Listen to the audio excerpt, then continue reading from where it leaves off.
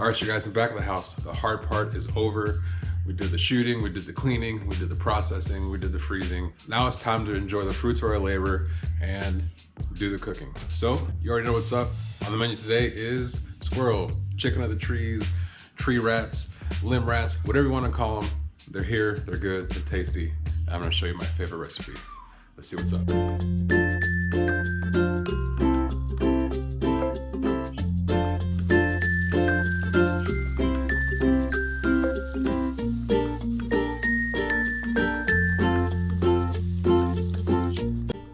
I had these all vacuum sealed and frozen, and I took them out to thaw last night, so everything's thawed. As you can see, I like to cut everything into sections. I don't ever keep the whole squirrel, so I don't keep the ribs, I don't keep that skin around the midsection and stuff like that. There really isn't anything to work with. So I try to cut them into manageable pieces, the hind quarters, and these are the front shoulders. I guess this would be what you would call like your back strap or the back part. So I like to kind of section everything out. It looks manageable pieces, something you can work with, and it's real easy. So what I'm gonna do today is I'm going to show you one of my favorite ways to cook squirrel. So I'm going to pressure cook this, season it and pressure cook for about 45 minutes, and then I'm going to fry it, bread it and fry it, okay? So the reason I pressure cook it is for two reasons. One, it makes it real tender. Sometimes squirrels have a way of being real tough, so the pressure cooker tenderizes them and also gets rid of some of that gaminess. Now, it's just my personal preference. I think sometimes the squirrels can be a little bit gamey, so some people boil them or they'll power boil them for a little bit. I like to pressure cook them, so I'm just gonna season them up and put them in the pressure cooker. Some garlic powder. And I like to use this stuff. It's Everglades seasoning. I think it tastes pretty good. Add a little bit of seasoning to that.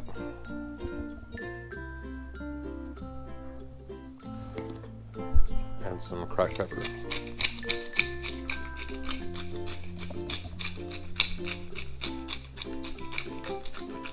And we're gonna do this on both sides.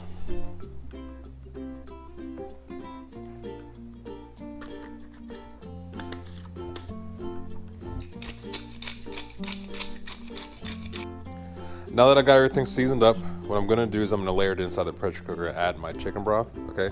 You can use chicken stock, beef stock, water, and some seasoning. And I'm also gonna add one of these. These are my favorite. Add this little bit of water, and we're gonna pressure cook them for 45 minutes, and then we're gonna let the pressure cooker naturally release, okay? So we're not gonna vent it, I'm just gonna let it sit there until all the pressure's out.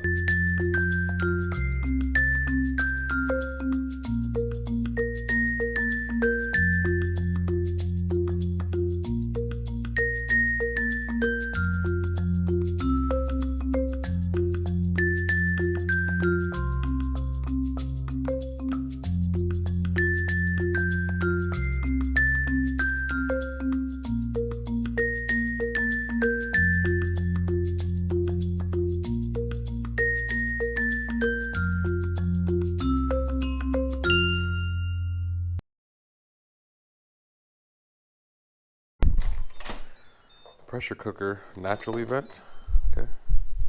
There we go, right there.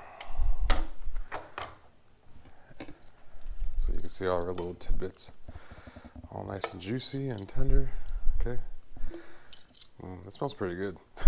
That actually smells really good. So the reason you want to naturally release your pressure cooker is because, for two reasons. One, the sudden change in temperature and pressure will cause your meat to firm up. So it's not like when you're doing like vegetables or rice or something you can just steam, release all the steam.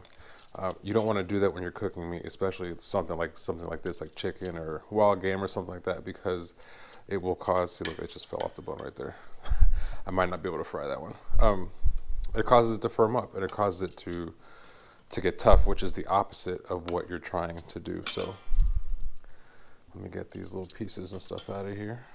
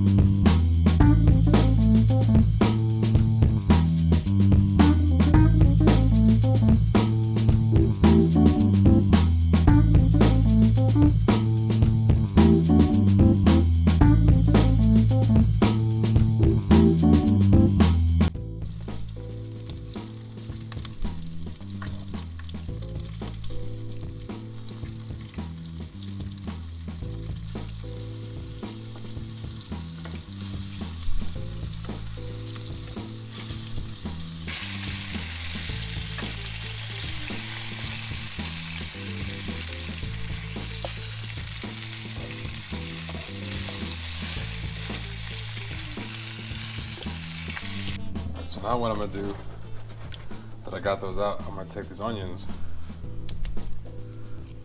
I'm gonna put them in to the oil.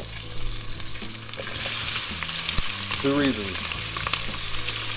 Just gonna give my gravy some flavor, and I'm also gonna use it in the gravy, so let these caramelize a little bit.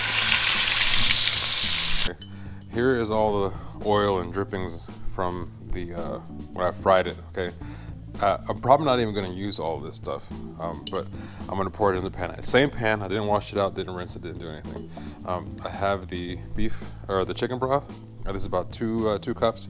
So for me, I mean, a lot of people use flour to kind of thicken their gravy up. You can use cornstarch too. I'm gonna add 1 tablespoon of cornstarch for every cup of broth that I have. I'm just gonna whisk that together, okay? That's gonna make your little slurry, okay?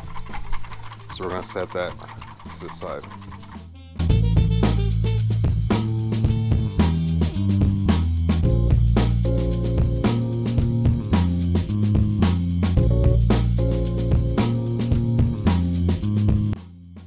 Alright you guys, so our gravy's done, okay, and I just tasted it, and this needed 0 seasoning. It was perfect, exactly the way it was. I didn't add any salt, any pepper, no nothing. So I'm going to take these onions that we caramelized earlier. I'm going to add these to the mix. So let's plate our food. I got some basic white rice that I made, okay. Let's put some right there. Some of these little tidbits. Just like that. Add gravy and onions, buddy.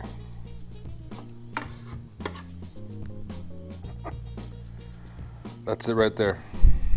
Fire. Fire. Let's see what this tastes like.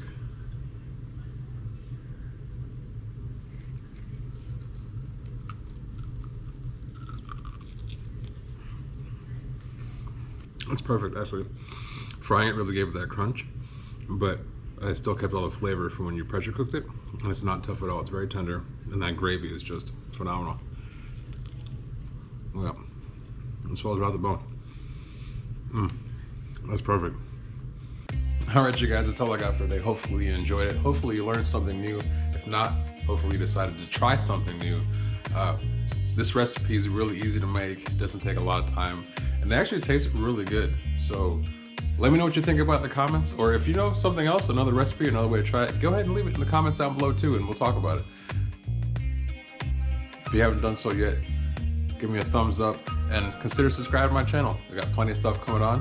We'll see you on the next one. All right, you guys. Peace.